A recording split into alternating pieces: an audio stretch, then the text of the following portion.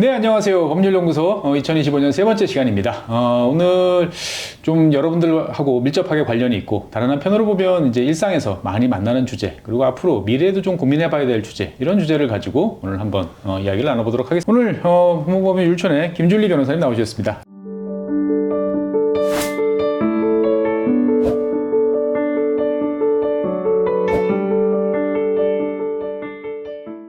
안녕하세요, 변호사님. 네, 시청자분께 한번 자기소개 간단히 부탁드리겠습니다. 네, 안녕하세요. 저는 김준리 변호사고요. 국제중재 해외소송 업무를 담당을 하는 미국 뉴욕주 라이선스된 변호사입니다. 오, 국제 변호사. 네, 미국 변호사. 네, 국제 변호사라고 하는데 보통 일반 분들은. 네, 네. 네. 그래서 전 주로 기업 간의 국제 거래에서 발생하는 분쟁을 해결하는 일을, 기업을 대리하는 일을 많이 하고 있습니다. 해결사시군요. 네, 해결사입니다. 예.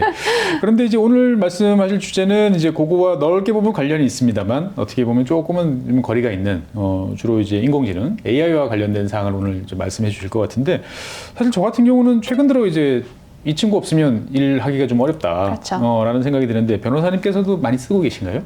많이 쓰고 있습니다. 왜냐면 저희 업무 특성상 제가 네. 국제중재라는 일을 할 때 보통 기업 간의 국제거래에서 계약서를 바탕으로 분쟁이 발생을 하거든요. 그렇죠. 네, 중거법이 한국법으로만 돼 있는 것도 아니고, 또는 제가 라이센스된 뉴욕법으로만 돼 있는 게 아니라 뭐 싱가폴 또는 영국법, 뭐 스위스법 등등 다양하게 있기 때문에, 물론 당연히 로컬 카운슬을 저희가 이제 고객이 고용을 하시기도 하는데, 저희가 보통 리드를 하는 경우에는 일단 그 나라 어떤 이슈가 되는 법에 대해서 저희도 기본적인 아이디어는 갖고 있어야 되거든요. 그래서 네. 약간 개괄적인 걸 리서치를 할 때 저는 챗GPT를 많이 의존을 하는 편이긴 합니다. 챗GPT를 많이 쓰시는군요. 네네네.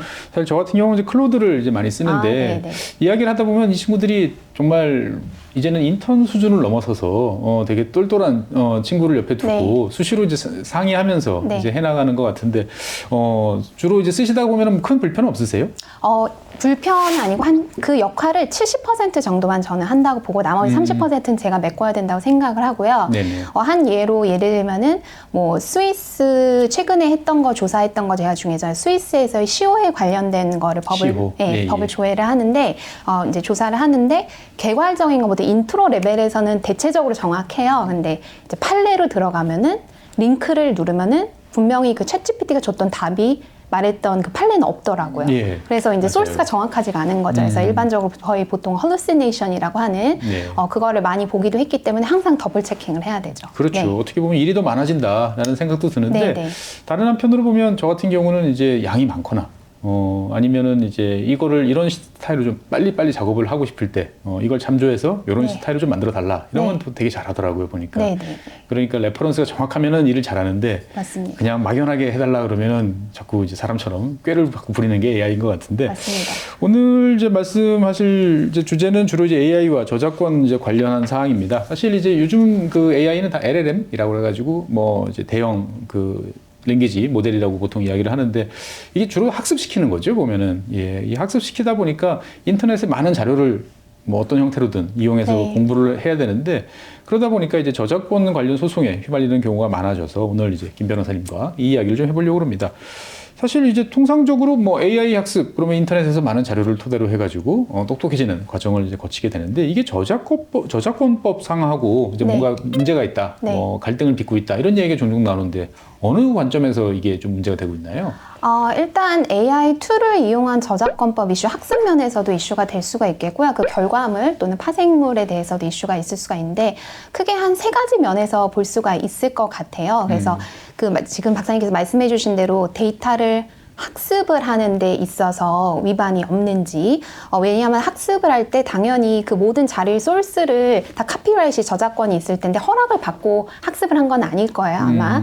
그래서 허락 없이 그거를 학습을 하고 그걸 또 프로세스 처리를 할 때 있어서 네네. 저작권 허락 안 받았기 때문에 그 부분에 있어서의 저작권법 이슈가 있을 수가 있겠고요. 그래서 보통 일반적으로 이러한 저작권이 있는 거를 무단으로 도용을 했을 때, 무단으로 사용을 했을 때 쓰는 방어 논리가 있는데, 보통 미국 법에서는 영미법 같은 경우는 fair use라고 해서 이제 공정 사용을 했다라고 얘기를 하죠. 그러니까 예를 들면 저희가 뭐 저작권이 있는 것에 대해서 뉴스에서 얘기를 한다던가 아니면 교육 목적으로 한다던가는 그거를 저작권 침해라고 하진 않을 수가 있겠죠. 그렇죠. 네, 그래서 그런 사용이다. 그래서 예를 들면 미국 같은 경우는 법원에서는 보통 그 목적이 무엇이었는지 어느 정도 빈도로 사용을 하였는지 등등의 기준을 두고 fair use의 방어를 받아주던가 아니면 거절을 하던가 이런 경우가 많이 있을 수가 있겠습니다. 그래서 네.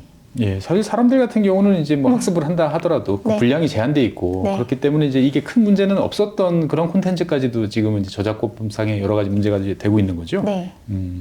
사실 이제 이 저작권이라는 거 생각해 보면 예전에 이제 저희 뭐 1980년대 이럴 때 보면 다 무단복제한 책들 열심히 보고 뭐 레코드판도 사고 네, 막 그랬던 네. 것 같은데 네. 저작권법이라는 게 생기면서 창작자한테 뭔가 이제 수익이 돌아가고 그렇죠. 그것이 어떻게 보면은 이제 새로운 창작 생태계를 만드는데 크게 기여를 이제 한 것 같은데 이러한 저작권법이 사실 AI 기술 발전하고는 좀 안 맞는 거 아닌가라는 생각도 들긴 하는데 변호사님이 보시기에는 이제 이 현재의 저작권법이 AI 기술 발전하고 어떤 이제 관계, 스텝을 어떻게 맞추고 있다 이렇게 보실 수 있을까요?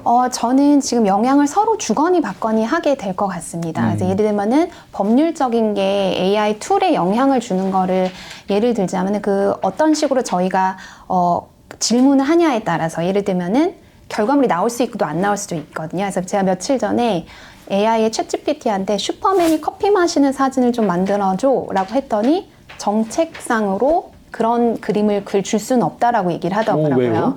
그거는 생각해보면은 슈퍼맨은 사실은 저작권이라는 거는 그냥 무한대로 있는 게 아니라 일정 기간 동안 저작권이 보호가 되거든요. 그렇죠. 그래서 아직도 제가 이해하기로는 이제 슈퍼맨 같은 경우 DC 코믹스에서 이제 저작권을 갖고 있는데 2033년인가 95년에 전학을 가서 그 만료 뒤에는 퍼블릭 도메인으로 들어가기 때문에 그 이후에는 이제 사용을 할 수가 있겠죠. 누구나 사용할 수 누구나 있는. 사용할 수가 있겠죠. 그래서 제가 바로 했던 질문이 그러면 빈센 고호의 스타리 나잇 그림 아시죠? 예, 그 그림을 별이 빛나는 밤. 네, 별이 빛나는 밤을 뉴욕을 배경으로 한 거를 그래서 뉴욕에서 한 것처럼 해서 그려줘로 했더니 그건 또 그림을 예쁘게 만들어줬어요. 당연히 빈센 반 고흐는 예전에 돌아가신 분이기 그렇죠. 때문에 이제 보통은 작가가 사망하고 70년 정도까지는 보호가 되거든요. 예, 그래서 예. 당연히 그 시간을 넘었기 때문에 이제 만들 수가 있는 부분이 되겠죠. 실제로 방금 말씀하시는 그런 사항들 같은 경우에 보면은 내가 이제 A라는 사진을 주고 이 사진은 사실은 저작권 있는 사진인데 이 사진을 이렇게 변형을 시켜줘라고 하면 또 잘 만들어줄 때가 있어요 보면은. 네, 네, 예, 그러니까 어떻게 보면은 저작권법의 한계를 이렇게 시험하는 게 AI다라는 생각도 좀 많이 드네요.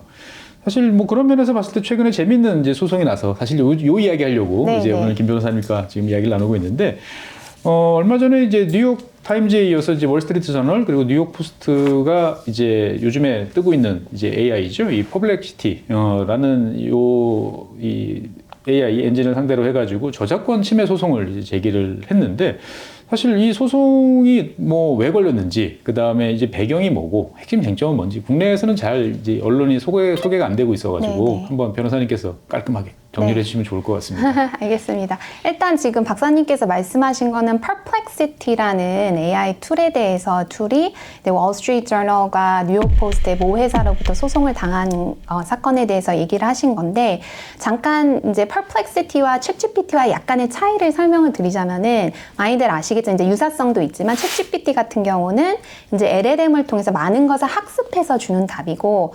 Perplexity는 저처럼 리서치를 하는 사람한테 약간 정확성이 더 있어요. 그게 왜 그러냐면 제 기준에서는 좀 더 효율적으로 네. 빠른 구글이라고 생각을 하거든요. 그래서 LLM 바탕을 학습한 것도 있지만 거기다 덧붙인 게 이제 실시간으로 이제 인터넷상에 있는 정보를 다 긁어서 그걸 정리를 해주는 역할을 하는 것이죠. 맞습니다. 네네. 그래서 그게 좀 약간 차이가 있는데, 그래서 Perplexity 같은 경우도 실시간으로 그런 데이터 같은 걸 답을 줄 때 소송을 한 주체인 저널이나 뉴욕 포스트에서의 자료를 이제 무단으로 썼기 때문에 그걸 바탕으로 소송을 한 것인데요.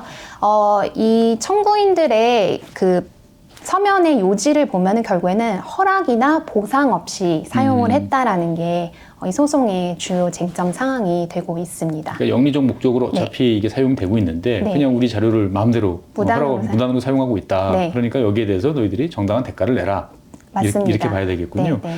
사실 뭐 얼마 전에 이제 월스트리트 저널의 모회사인 뉴스코프죠. 그 다음에 이제 챗 GPT 개발사인 오픈 AI 상에 결국 분쟁 끝에 이제 그 콘텐츠 사용과 관련돼서는 파트너십이라고 해야 되나요? 네. 이익 공유라고 해야 되나요? 네, 자원 네. 어떻든 간에 서로가 이제 뭔가를 체결을 했는데 이 퍼플렉시티 같은 경우는 이런 아직 파트너십이 체결이 지금 안 돼 있단 말이죠. 보면은. 네, 네, 예. 네. 그러니까 어떻게 보면 이게 서로 뭐 챗 GPT랑 뭐 퍼플렉시티 사업 모델이 달라서 그런가? 아니면 서로가 이제 저작권을 바라보는 관점 자체가 달라서 그런가? 아니면 시간이 지나면 결국은 또 다 파트너십이나 뭐 이익 공유 이런 식으로 가게 되는 건지 여기도 사실 좀 궁금해지는데. 네, 다 조금씩 맞는 부분이 있는 것 그래요? 같고요. 네, 일단은 지금 말씀하신 것처럼 오픈 AI랑 뉴스코프 간에는 라이센싱 어그리먼트를 맺었어요.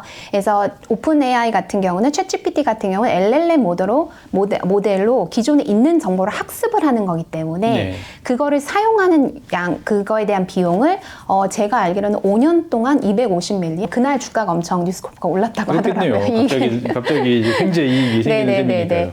하지만 그런 모델로 이제 일정 금액을 놓고 라이센싱 어그리먼트 하지만 퍼플렉시는 약간 다른 게 LLM 플러스 실시간으로 업데이트된 그 구글처럼 이제 있는 정보를 긁어다 쓰는 거기 때문에 라이센싱 어그리먼트가 아니라 이 친구들이 지금 제안을 하는 게 뭐냐면 퍼블리셔 프로그램이라고 해서 어떻게 보면은 광고 이익을 서로 분배를 하는 거죠. 그래서 퍼플렉시티 같은 경우는 지금 현재 타임하고 포춘지 간에 그런 이익을 배분을 하자는 구조로 지금 가고 있습니다. 근데 어떻게 생각해보면 구글 같은 경우는 이제 그 구글이라는 어떤 플랫폼을 통해서 정보를 주고 대신 이익은 다 자기들이 가져가는 그렇죠. 거죠. 광고를 네, 토대로 광고를 다 토대로 예. 가져가는 거지만 퍼플렉시티는 그런 레비뉴를 나눠서 갖겠다라고 지금 하고 어떻게 있는 보면 것입니다. 약간 유튜브 모델 같기도 하다 이런 비슷합니다. 생각도 좀 드는데 네. 이게 실제로 결국은 뭐 서로가 합의를 봐야 이게 진행이 이제 어떻게든 될 것 같긴 한데 변호사님 보시기에 이 소송은 과연 이제 어떤 쪽으로 결론이 날 것 같으세요? 저는 사실 어떻게 보면 이런 테크놀로지 기본적인 구조는 반복이 되는 것 같아요. 그래서 박사님도 아시겠지만 저희 2000년도에 네. 넵스터 혹시 기억나시나요? 기억나죠. 예, 네. 추억의 음악 공유 프로그램. 넵스터에 이제 음악을 무료로 어떻게 보면은 불법적인 거죠. 그래서 네. 음악을 업로드를 해서 그걸 다운로드 받아서 아이리버라는 기기에다 다운을 받아서 MP3로 듣고 이랬었는데 네. 그 모델이 이제 소송을 많이 당했어요. 원작자들한테. 그쵸? 그래서 맞습니다. 닥터 드레이나 등등 해갖고 해서 많이 유명한 인물들이 많이 네, 등장했죠. 많이 소송을 했죠. 이제 메탈리카도 마찬가지고. 그래서 이제 결국에는 그 회사가 없어지게 됐는데 그거를 메꾸게 된 게 애플의 아이튠즈라고 보시면 될 것 같아요. 정당한 대가를 주고. 그게 그렇게 연결이 되나요? 네. 그래서 비슷한 모델로 보고 있습니다. 지금 이 경우도 그냥 원작자의 어떤 크리에이티브나 당연히 정보의 민주화가 중요하고 필요하긴 하지만 원작자의 어떤 그런 창의성 같은 건 존중을 해줘야지 계속 또 발전이 될 수 있는 거고. 그래서 지금 퍼플렉시티가 제시하는 것 같은 퍼블리셔 프로그램 같은 어떤 이익을 공동으로 같이 배분하는 구조로 갈 수밖에 없지 않을까 싶습니다. 그러니까 결국은 이것도 플랫폼 비슷하게 돼서 네. 어떻게 보면 신뢰성도 있고 그다음에 많은 이용자들을 결집시키는 효과도 있고 네. 그런 거를 내가 할 수 있어라고 상대방이 믿어줘야 서로 되겠군요. 그렇죠. 예, 그 아이튠즈 같은 경우도 사실 애플이라는 확고한 이제 브랜드가 이제 등장하니까 사람들이 많이 쓴 것처럼 네. 인공지능도 그렇게 돼야 될 것 같은데 과연 좀 지켜봐야 될 것 같습니다. 네, 어떻든 뭐 지금 이제 한쪽은 파트너십을 체결을 했고 한쪽은 지금 소송이 제기돼가지고 또 법원에서 이제 다투고 있는데 이게 이제 최근 들어서 보면은 뭐 챗 GPT나 클로드 말고도 뭐 지금 소송이 됐던 이제 퍼블릭시티 그 다음에 뭐 저 같은 경우는 요즘에 신기하게 쓰는 게 이제 펠로 같은 이런 여러 가지 이제 AI 모델들이 계속 등장을 하더라고요. 그러면은 이제 이러한 분쟁들이 다른 AI 기업에 미치는 영향도 비슷하다? 네. 이렇게 보시나요? 네, 비슷하다라고 보고 있고요. 그래서 일단은 이러한 소송들을 보면서 이제 그런 신생 업체들이 대비해야 될 거는 학습하는 데이터가 있으면은 서로 미리 동의를 하면서 그거를 하는 미연에 소송을 방지하기 위해서 하는 그런 과정이 좀 필요할 것 같습니다. 근데 이제 기업 입장에서 봤을 때는 일일이 컨텐츠를 이게 원래 오리지널이 누구한테 나왔지?를 찾아가서 그 저작권자한테 이제 협상을 요청을 해가지고 네. 이거를 이제 받아서 이제 해야 된단 말이죠. 보면은 상당히 많은 비용과 시간이 이제 들 것 같은데 과연 이게 스타트업이라든지 작은 회사들한테도 적용 가능할까? 이런 생각도 좀 들어요. 그렇죠. 쉽지가 않기는 하겠죠. 네, 이러면서 아마도 이런 거에 필요성을 느껴서 또 카피라이트 저작권법 같은 경우도 조금은 이제 발전이 더 되지 않을까, 진화가 되지 어떻게 않을까 보면은 싶습니다. 이제 뭔가 좀 신뢰할 만한 표준적인 계약 또는 이제 플랫폼 이런 게 있어가지고 적절한 합리적인 비용을 납부를 하면 뭐 거기서 이제 뭐 계약이 체결된 걸로 이제 간주해는 이제 이런 모델이 있으면 좋은데 이것까지는 아직 좀 쉽지 않겠죠. 네, 시간이 좀 걸릴 것 같습니다. 사실 AI가 저작권법에 적응을 해야 되느냐, 적응을 해야 되느냐, 아니면은 이 저작권법이 AI 시대에 적응을 해야 되느냐, 이 둘 사이에 지금 싸움인 것 같은데, 변호사님이 보시기에는 이 AI라는 것들이 이제 앞으로 점점 더 많이 쓸 거고, 그 다음에 이게 필연적으로 돼야 된다라고 그러면은 저작권법이 결국 바뀌어야 된다라고 생각을 하시는 건지. 일정 부분은 좀 네. 바뀌는 부분이 있어야 될 것 같기도 합니다. 그러니까 예를 들면은, 네네.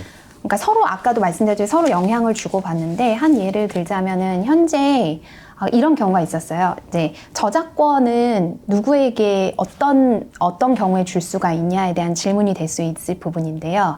2016년에 있었던 사건이었는데 어떤 한 원숭이가 네, 원숭이가 카메라맨의 카메라를 뺏어서 이렇게 셀카를 찍었어요. 그래서 그 셀카 되게 귀여운데 지금 뭐 보여드릴 수 있었으면 좋겠는데 그 셀카를 찍었는데 그걸 바탕으로 미국에서 피타라고 동물단체 보호단체거든요. 동물보호단체 소송을 건 게 이 사진의 저작권은 원숭이에게 있다라는 소송을 걸었습니다. 아니 이 원고 적격성이 좀 문제될 것 같은데. 네, 결과가 어떻게 됐을 것 같아요? 결과는 그냥 상식, 제 대한민국 사람으로서의 상식으로 보면은 인정 안 됐을 것 같은데. 인정이 안 됐겠죠. 예. 네. 근데 그 인정이 안 된 거의 근거는 뭐냐면은 카피라이트를 줄 수 있는 거는 반드시 human creativity가, 그러니까 사람이 창의성이 들어가야 된다는 거예요. 원숭이가 사람은 아니기 때문에 사람이 찍은 게 아니고 원숭이가 찍었기 때문에 네. 사람이 아니라서 안 된다는 거죠. 안 된다. 그러면은 AI 같은 것도 그거를 그대로 적용을 한다면은 네. AI가 만든 거는 AI가 사람은 아니잖아요. 아직은. 그렇죠. 아직은 그렇게 해석이 안 되기 때문에 그래서 아마 받아들여지지 않을 가능성이 높겠고요. 하지만 제가 아까 말씀드린 저작권법이 진화를 한다는 거는 어떤 예를 생각을 해볼 수가 있냐면은 19세기까지만 해도 사진 작품에 대해서는 저작권이 없었습니다. 사진은 저작권이 없었어요? 네, 없었었죠. 왜냐하면 당연한 게 어떻게 보면 사진기로 찍은 건 사람이 찍은 건 아니라고 생각을 할 수가 있잖아요.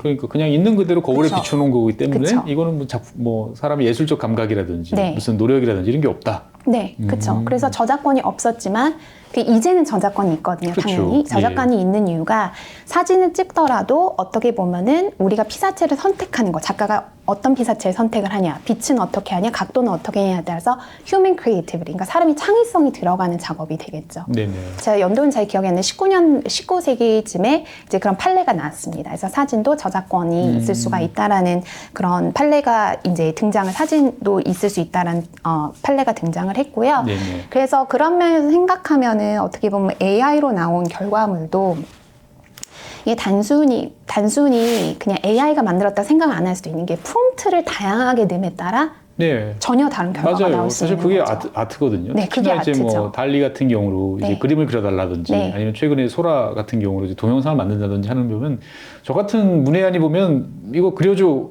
마음에 안 드는데 끝이에요. 그런데 네. 전문가들은 거기서 계속 여러 요구를 하다 보니까 네. 점점 이게 정말 작품이 만들어지는데 그렇죠. 그걸 그냥 AI가 만들었으니까 아무나 쓰세요. 이건 또 좀 아닌 것 같다라는 그쵸. 생각도 들거든요. 네. 그래서 아마도 그 사진의 선례를 보면은 점점 네네. 진화가 될 수밖에 없지 않을까 싶습니다. 최근 들어서는 이제 뭐 AI들이 노래도 만들어주고 뭐 작곡도 하고 작사도 하고 뭐 이러다 보니까 뭐 저희 아이들 같은 경우 보면은 그냥 쉽게 선생님이 내주는 뭐 시 좀 써와라 그러면 시 써봐 마음에 안 들어 막 이러면서 구박을 하니까 그럴싸한 작품들이 만들어지더라고요. 네. 그래서 야 이거는 저작권이 어떻게 되지? 막 생각이 들었는데 역시나 네. 현실에서 지금 문제가 이제 발생을 하고 있군요.